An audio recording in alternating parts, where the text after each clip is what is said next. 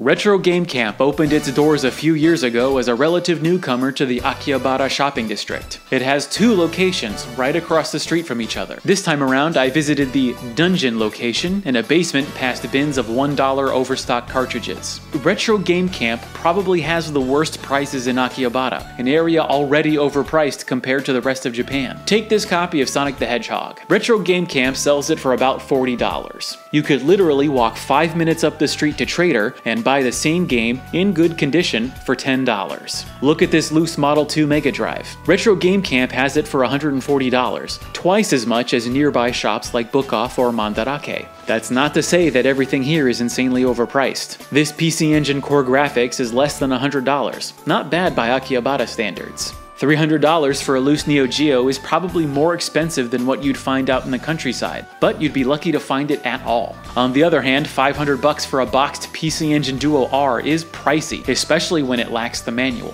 Likewise, $420 for a base Duo unit is almost 3 times what I spent on a complete in-box console. $300 for a Model 2 Sega CD isn't crazy, but definitely more than I'd pay elsewhere. Okay, so you didn't come to shell out loads of money on rare consoles, you just want to replay the games of your childhood. How badly will it hurt your wallet? Not that much, actually. To my surprise, the common in-demand Nintendo games are fairly reasonable. You can pick up Mario Party 1 and 2 for $10 each, absurdly cheaper than American copies that auction at $50 plus. Japanese Mario Party 3, more uncommon, is about $15. Mario Kart is $20, and Super Smash Bros. Is $28. You don't really need to know Japanese to play any of these games. You'll have to spend about $50 for a normal N64, or around $90 for the gold variant, and that's much cheaper than what I've seen at shops in America. Famicom Mario games are $14 to $15, maybe $5 more than I would spend out in the countryside. If you aren't beholden to original hardware, a Famicom clone system is $25. $120 for modified composite video Famicoms,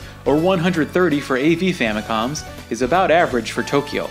Stray from the staples, however, and you'll hit games with prices that prey on whatever is in vogue at the moment.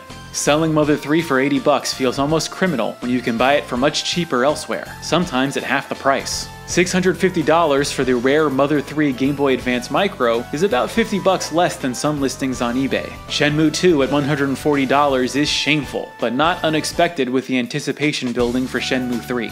Retro Game Camp isn't a terrible shop, but you should know when it's going to gouge you. It's actually one of the more customer-friendly shops in town, laying out its games by genre. You can test out games on a console set up in the back corner. Like some other stores, games are graded on condition and priced differently. The much more worn copy of Twin B on the left is $5 cheaper than the A-grade copy on the right. Compared to other stores, Retro Game Camp will definitely have the high-demand Mario titles that everybody wants, and these days, those can be hard to come by, even in Tokyo. While these games will be priced competitively, the uncommon and rare games and consoles are much more expensive than stores just down the block. But Retro Game Camp must be doing something right, since it has not only stayed in business but grown its operation over the last couple of years. Of course, if you have time in Akihabara, please remember, it's always cheaper somewhere else. Thanks for watching and mahalo.